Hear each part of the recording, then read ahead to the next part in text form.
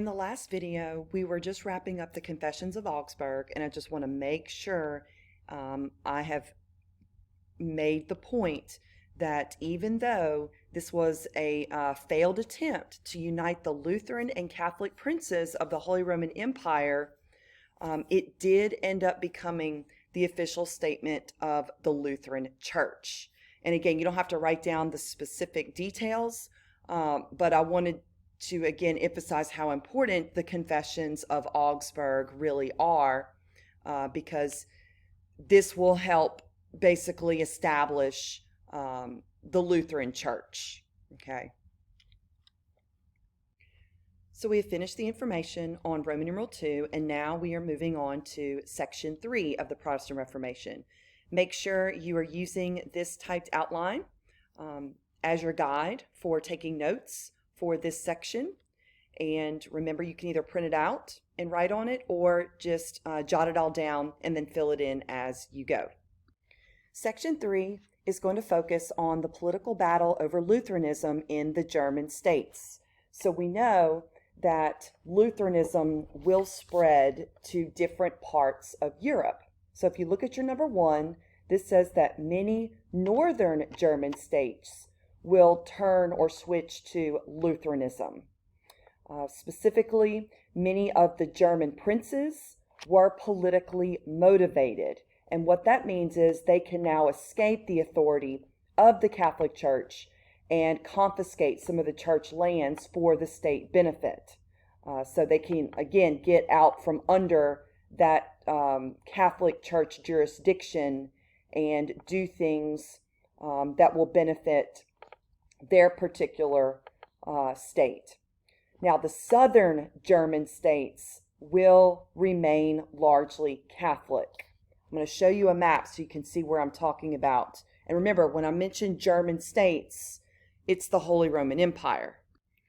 So you can see here, this is the location of the Holy Roman Empire, and the northern part is clearly Lutheran.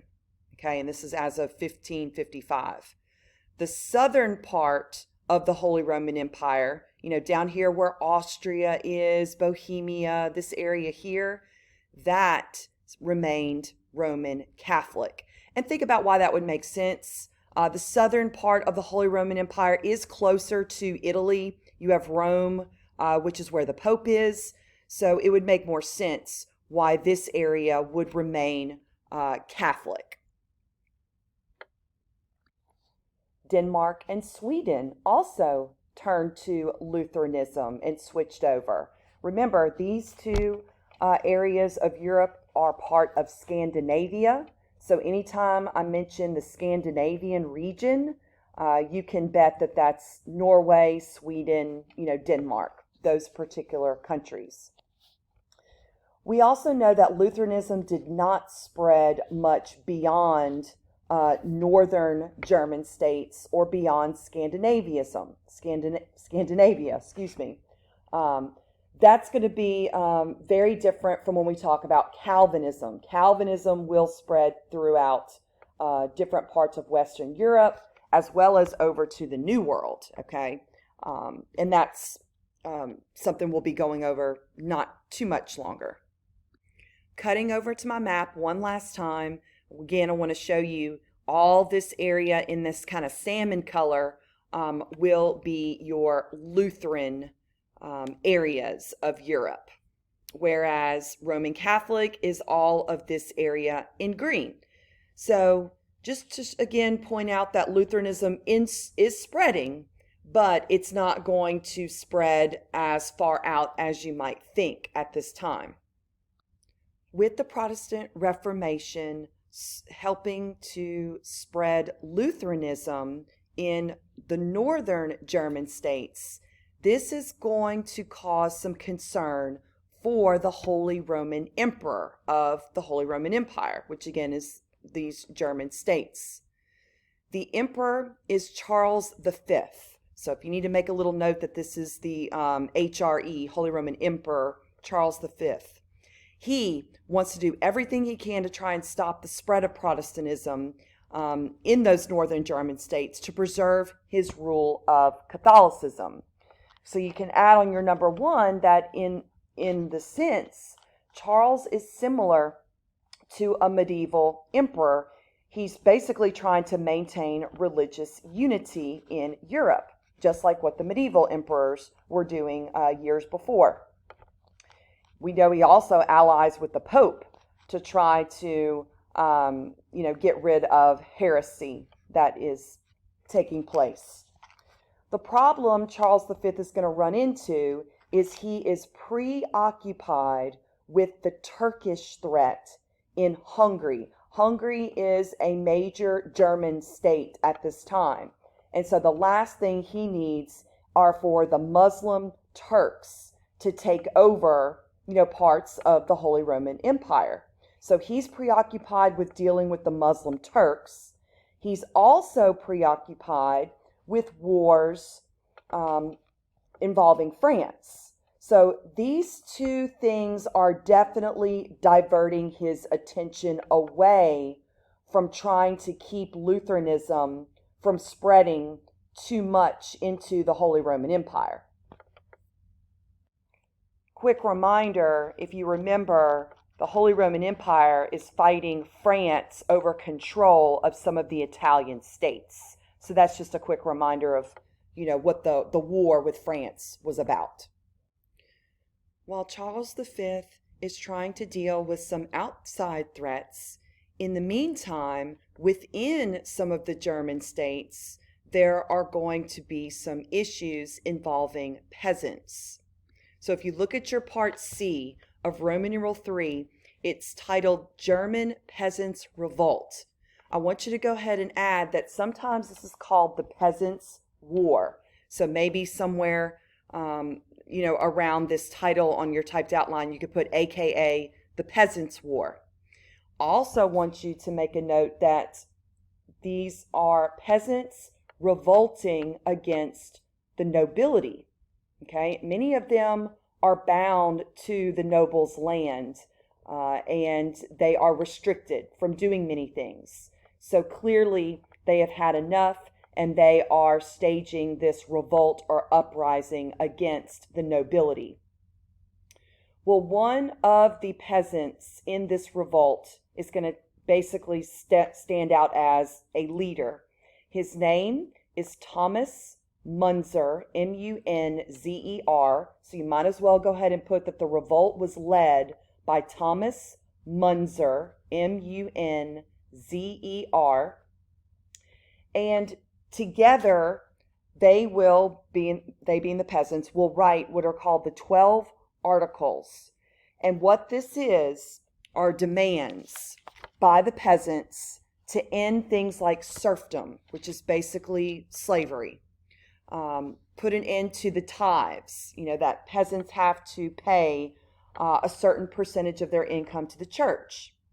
They also want to end other feudal practices that had oppressed the peasants. So feudal practices basically meaning, they weren't allowed to hunt, for example.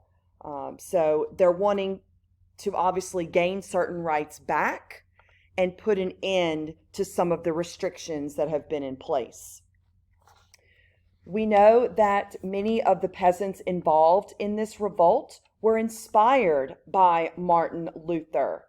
They believed that, Luther starting the Protestant Reformation was an indication to them that they could promote change and get change if they stood up and revolted against the nobility.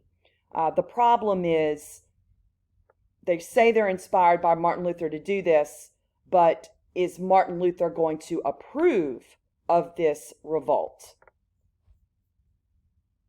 And here is your answer to that.